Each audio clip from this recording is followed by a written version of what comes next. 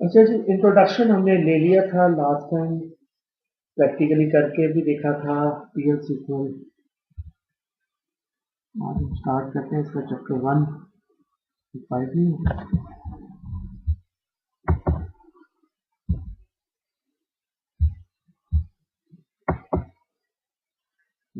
Introduction to PL SQL. Objective क्या है? Explain the need for PL SQL, उसके benefits, different types के PL SQL block, I SQL plus as a इसका development environment होगा for PL SQL, I SQL plus as a development environment for SQL का भी है, ठीक है। और आउटपुट मैसेजेस कैसे करते हैं वो हमने पढ़ लिया हुआ डीबीएमएस आउटपुट से, वही बात कर रहे हैं। पीएल सीक्वल ब्लॉक क्या है? PL SQL stand for procedural language extension to SQL. SQL की जो कैपेबिलिटीज में जो उसमें नहीं है उसको इन्हांस करके ऑरेकल ने अपनी प्रोप्राइटरी अपनी एक लैंग्वेज बनाई, database language PL SQL.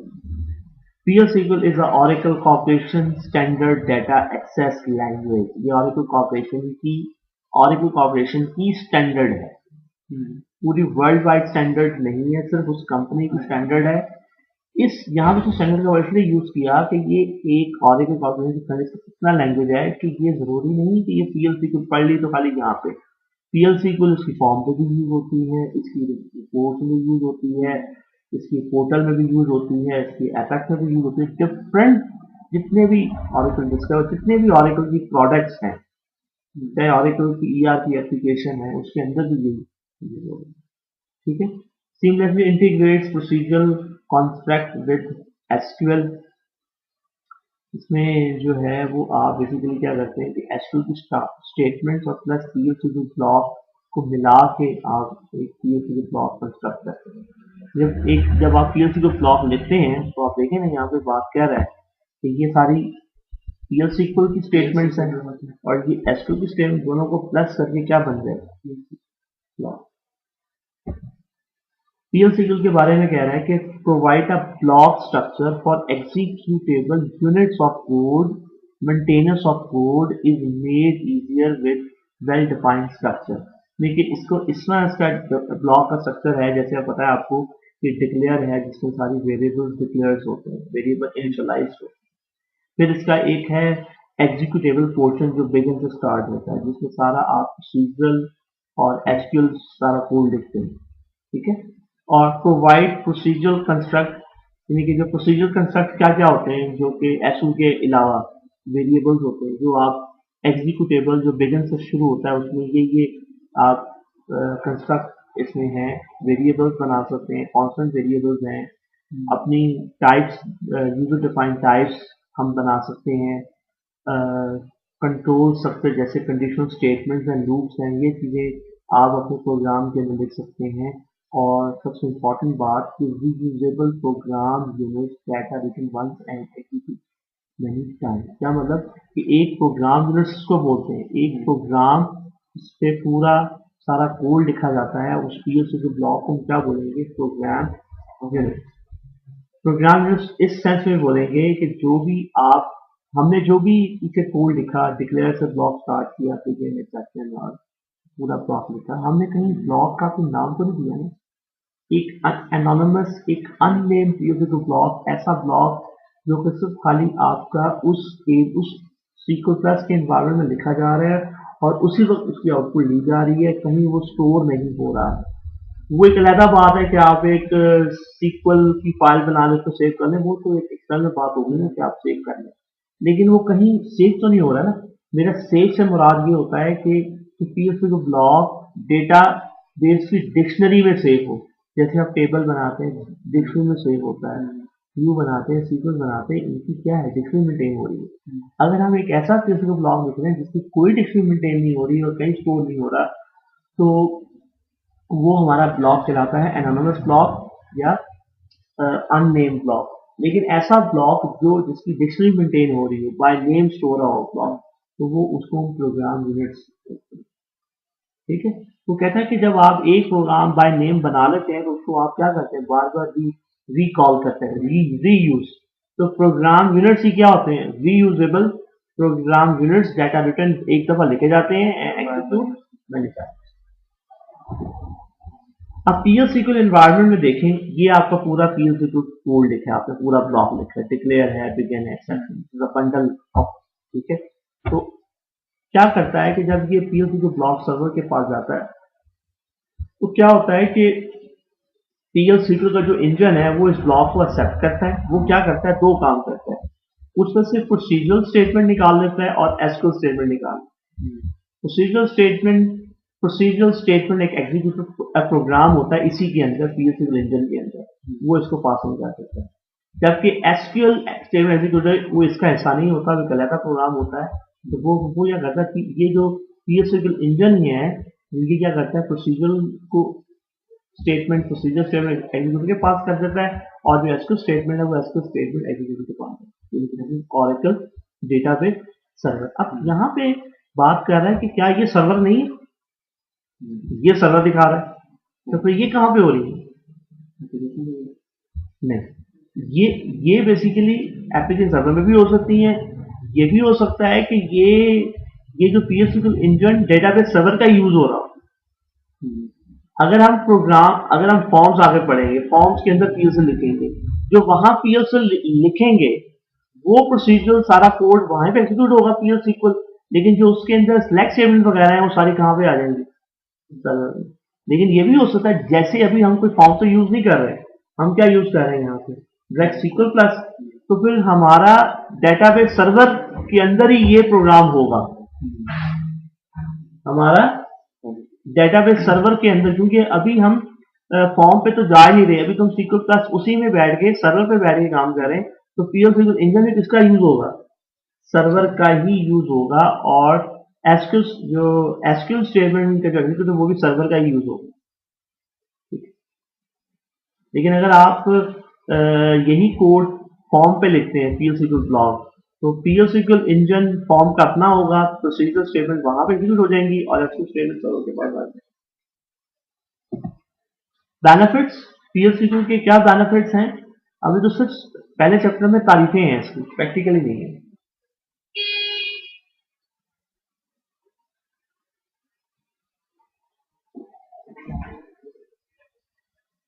Stop pause.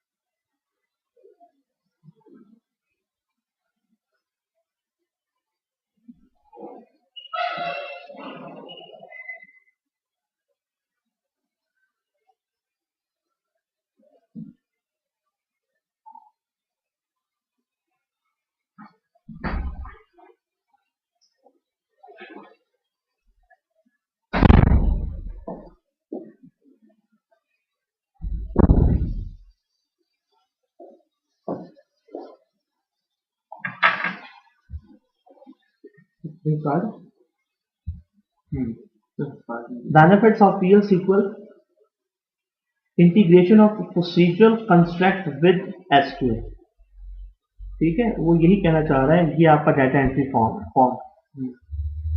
ठीक है, तो अब वो क्या हुआ कि ये फॉर्म ने क्या किया कि एसक्यूएल स्टेटमेंट्स जो हैं आपकी कहाँ भेज दी, डेटाबेस सर्वर, यानी कि उसका अलग प्रोग्राम होता है, और जो अगर तो आपका सर्वर साइड का प्रोग्राम है, सर्वर साइड से स्टोर है, तो फिर ये जो लिखा हुआ है, मतलब कि इसके अंदर इसके अंदर एसक्यूएल भी यूज है, क्या है, तो ये सारा प्रोग्राम कहाँ पे जा रहा है, आपका सर्वर पे जा रहा है।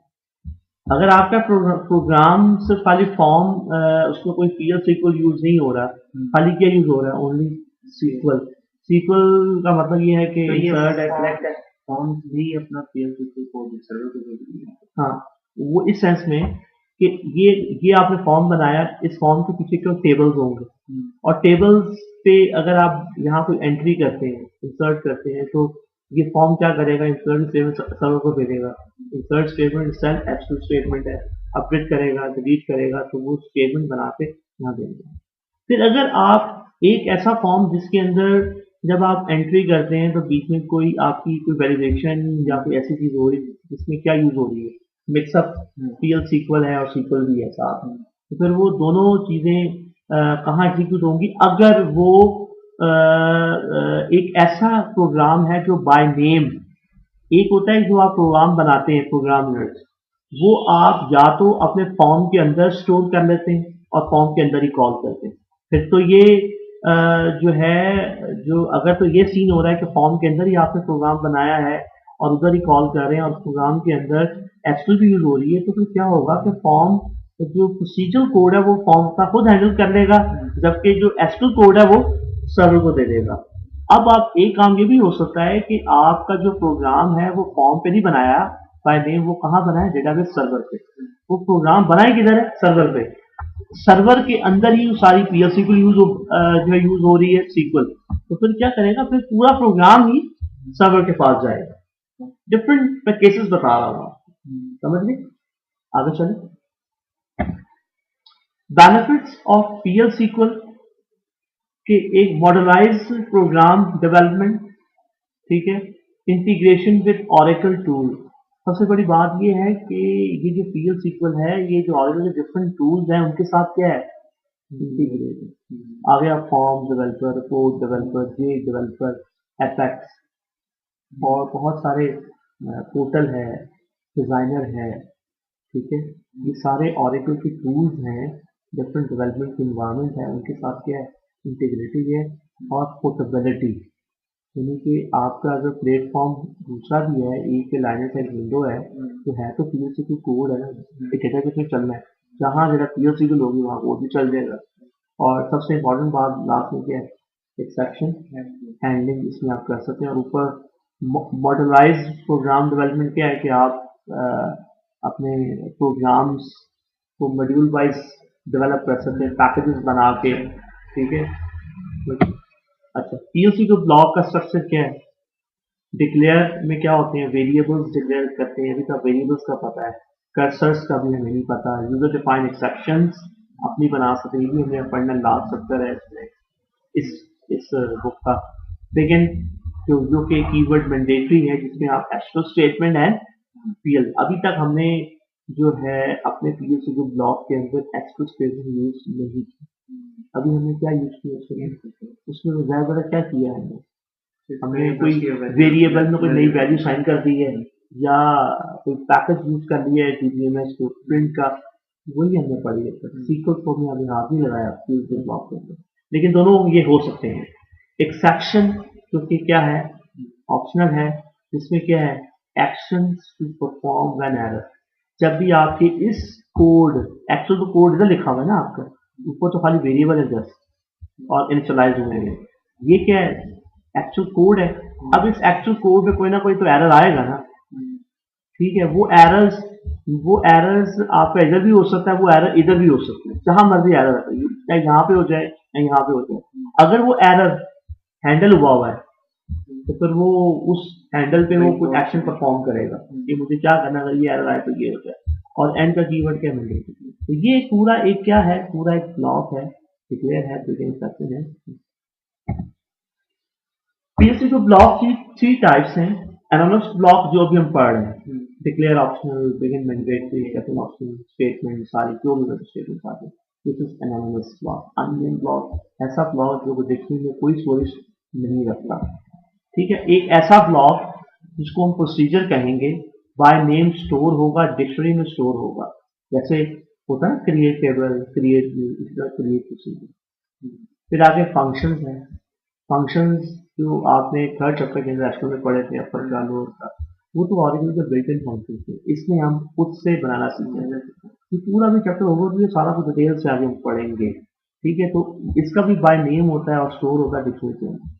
तो प्रोसीजर और फंक्शंस को हम एक कंबाइंड टर्म भी यूज करते हैं, प्रोग्राम यूनिट्स। जब प्रोग्राम यूनिट्स की बात करूंगा तो मे बी वो प्रोसीजर भी हो सकता है और फंक्शन भी हो सकता है। अच्छा, इसको प्रोग्राम यूनिट्स में कह रहा हूँ, प्रोसीजर एंड फंक्शन, तो मैं इसको प्रोसीजर को सब प्रोग्राम भी बोल सकता हूँ, फंक्शन को भी सब प्रोग्राम बोल सकता हूँ। डिफरेंट टर्म्स टर्मिनोलॉजी बुक में यूज हो रही है तो परेशान नहीं होना, ठीक है। लेकिन ये हम आगे पढ़ेंगे, आगे पूरे पूरे चैप्टर्स हैं, प्रोसीजर्स के ऊपर पूरा चैप्टर है, फंक्शन के ऊपर पूरा चैप्टर है, लेकिन एनोनिमस ब्लॉक अभी हमने जो पढ़ना है।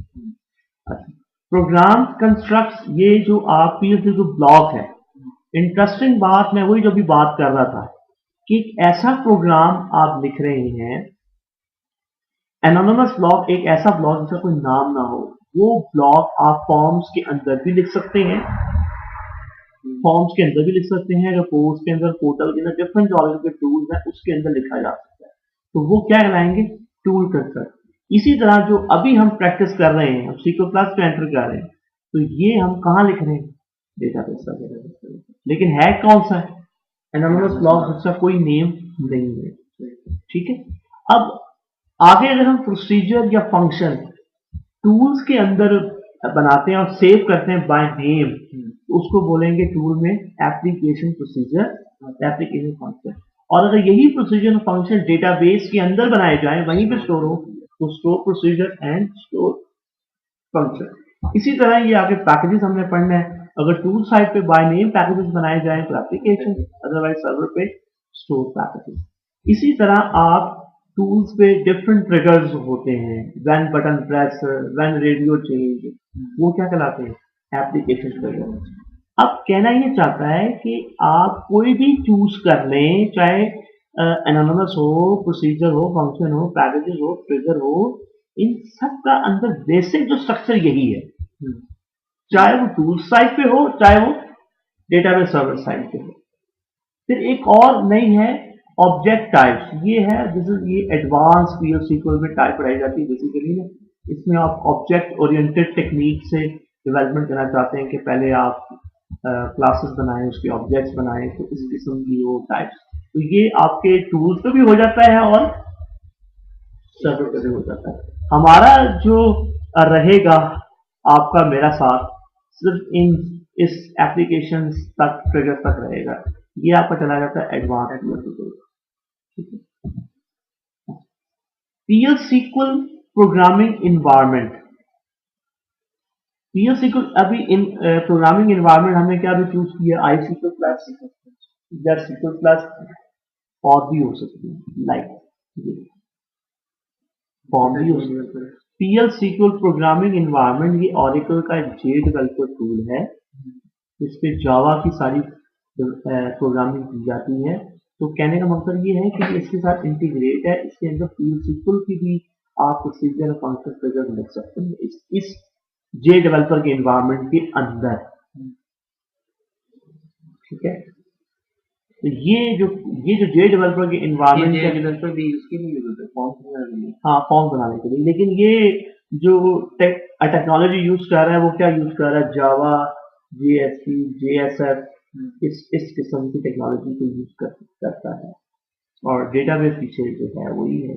उससे क्या है, डेटाबेस लेवल पे जो भी आपने इसमें पीएलसी को लिखनी है वो यहाँ से देखिए, ये इन्वायरमेंट देता है ग्राफिकली कि आप प्रोसीजर बनाए, फंक्शन बनाए, पैकेज बनाए, साइट्स बनाए, टेबल्स बनाए, ठीक है। एक ये भी इन्वायरमेंट है जो बुक में आई सीक्वल प्लस, ठीक है, और एक सीक्वल प्लस इन्वायरमेंट भी है। दोनों का सीक्वल प्लस और आई सीक्वल प्लस सेम ही कोड है, वही लिखेंगे, क्या तो है, सीक्वल हो, पीएल सीक्वल हो, सारी यहाँ लिख सकते हैं। आई सीक्वल प्लस का जो आर्किटेक्चर आप पढ़ चुके हैं, क्या बेसिकली होता है, जहां पे आप 10G इंस्टॉल करते हैं, डेटाबेस 10G, उसके अंदर एक OC4J container, Oracle OC4J stand for Oracle container for Java, ये एक ऐसा कंटेनर, एक ऐसा होता है जिसको हम एप्लीकेशन सर्वर बोलते हैं। यहाँ पे क्या होता है, आई सीक्वल प्लस सर्वर, ये बाय डिफॉल्ट ही होता है।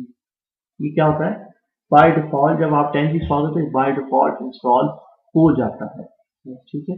फिर एक डेटाबेस सर्वर, अब यही कहता है क्लाइंट आपका आपकी जो फार्म डिवाइसेस होती हैं, लाइक आईफोन वगैरह या दूसरे, इस पे भी आप क्या कर सकते हैं, ब्राउजर को एक्सेस कर सकते हैं, क्लाइंट को भी कर सकते हैं। क्योंकि ब्राउजर आपका तो अब तो हल्के से हल्के मोबाइल में भी एक्सेस हो जाता है, तो वो ये कहना चाह रहा था आपका। अच्छा, अब वो कहता है कि आपने एनोमलस ब्लॉक IC2 प्लस पे कैसे बनाना है। सिंपल है, सिंपल ये है कि अभी तो हमने सिलेक्ट एलिमेंट यूज नहीं की। अगर इस हिसाब से देखा जाए तो क्या बनाया उसने, एक वेरिएबल वाटर टाइप का 20 उसकी लेंथ है, बिगिन और एंड में एक सिलेक्ट एलिमेंट लिखी है, सिलेक्ट फर्स्ट नेम, उसमें एक इजाफी कीवर्ड क्या है, इनटू, यानी कि फर्स्ट नेम उठा के कहाँ रख रहा है, वेरिएबल एप नेम, ठीक है। और फ्रॉम कौन सा टेबल है, इम्प्लाई का, और इम्प्लाई आईडी कौन सा है, 100। तो क्या करेगा, जब भी प्रोग्राम चलेगा तो वो 100 इम्प्लाई का नेम उठा के first name V underscore name में रखता है। इसमें डाटा एक्सेस करने में ये बेसिकली डेटा एक्सेस नहीं कर रहा, बेसिकली डेटा वेरिएबल में साइन कर रहा है। आगे वेरिएबल को आप कहीं भी यूज कर सकते हैं, जहां भी आपका पर्पज है। आप डिस्प्ले करा सकते हैं, डिस्प्ले हमारा पर्पज नहीं होगा, हमारा तो इसके आगे फर्दर प्रोसेसिंग करने वाला का काम होगा। तो मकसद यहाँ पे यही है कि एक टेबल का डाटा उठा के किसी इम्प्लॉय का आप कहाँ रख रहे हैं, वेरिएबल में रख रहे हैं, ठीक है। ये लिखने के बाद क्या होगा, एग्जीक्यूट करने की जरूरत तो नहीं है, सिंपल है। अच्छा, उसके बाद वही कि जब आप इसको लिखेंगे तो मैंने बताया था कि दिस इज सोर्स कोड। जब आप एग्जीक्यूट करेंगे तो इमीडिएट इसमें क्या जनरेट करेगा, पी कोड, और पी कोड जब एग्जीक्यूट होगा तब ये मैसेज आता है।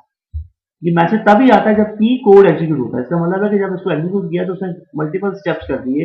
ये सोर्स कोड को रीड किया कंपाइलर ने, नंबर 1, नंबर 2 पे इसका सोर्स करके क्या बनाया, पी कोड बनाया, और नंबर 3 ये आया मैसेज कि ये काम हो गया है। ये तीनों काम एक बटन के पीछे हो कर देता है। अच्छा, ये भी आपको पता है कि प्रिंट करवाने के लिए क्या करना पड़ता है एनवायरनमेंट में, आपको IC2 प्लस या C2 प्लस एनवायरनमेंट में ये कमांड देनी पड़ती है, सक्सेसर आउटपुट ऑन। और ये ऑरेकल का बेसिकली ये आप यूज करते हैं, DBMS आउटपुट। ये ऑरेकल का प्री डिफाइंड ऑरेकल का पैकेजेस है, और ये पैकेज है DBMS underscore output dot put, और पुट अंडरस्कोर लाइन्स का प्रोसीजर है। ये वही जो पैकेज हम आगे जाकर खुद से भी बनाएंगे, लेकिन ये ऑरेकल का प्री डिफाइंड पैकेज है, और आगे प्रोसीजर है, ठीक है। पैकेज नेम डॉट के बाद क्या आ रहा है, प्रोसीजर, डॉट के बाद फंक्शन भी हो सकता है। यहाँ पे ये क्या है, प्रोसीजर है। जैसे ये DBMS output package dot put उसको लाइन प्रोसीजर, और जो कुछ लिखेंगे वो क्या कर देगा, उसको प्रिंट कर देगा, ऊपर डॉट डॉट जो भी आपका कोड है। ये पुट लाइन तो फंक्शन भी होगा ना इसकी DBMS की कंसेप्ट में, वो किसी और नाम का होगा, या ओवरलोडिंग है तो फिर फंक्शन भी हो सकता है। अच्छा, जब आप अब देखें यहाँ पे क्या कर रहा है, वही जो उसी को कोड को क्या कर रहा है, कंप्लीट कर रहा है। यहाँ पे डेटा 100 का वेरिएबल में ले आया, उसको क्या कर रहा है, बाद में प्रिंट करा।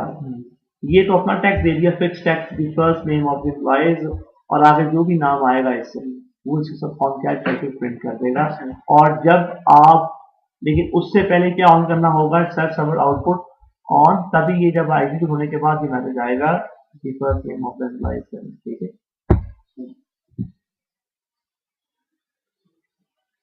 निकाले दूसरा तब तक। तो ये प्रैक्टिकली पहले मैंने आपको सारा